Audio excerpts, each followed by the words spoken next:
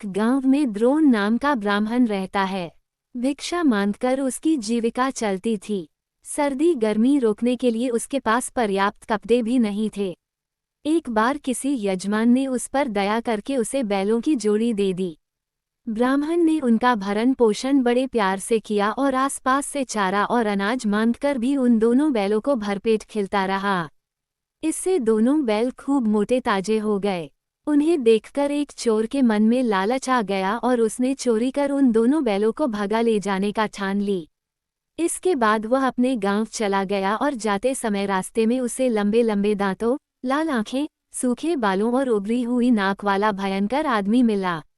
उसे देखकर चोर ने डरते हुए उस आदमी को पूछा, तुम कौन हो?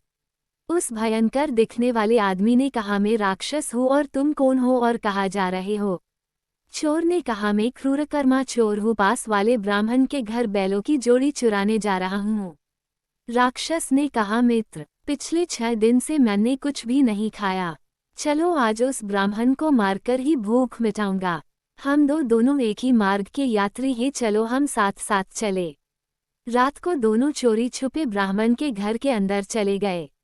ब्राह्मण को गहरी नींद में देखकर राक्षस उसे खाने के लिए आगे बढ़ा तो वह चोर बोला, मित्र, ये बात गलत है।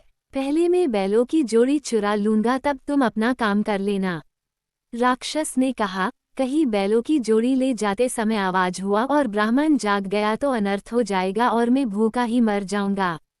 इसीलिए पहले मुझे ब्राह्मण को खाने दो, तुम बाद में चोरी कर लेना।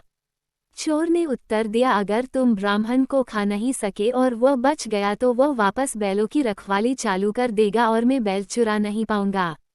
इसीलिए पहले मुझे अपना काम करने दो। दोनों की इस तरह की कहा सुनकर ब्राह्मण जाग गया। उसे जगा देखकर चोर ने ब्राह्मण से कहा, ब्राह्मण, ये राक्षस तेरी जान लेने लगा था, मैंने इस राक्षस से तुझे बचा लिया। राक्षस बोला, ये चोर तेरे बैलों को चुराने आया था, मैंने उन बैलों को इस चोर से बचा लिया है।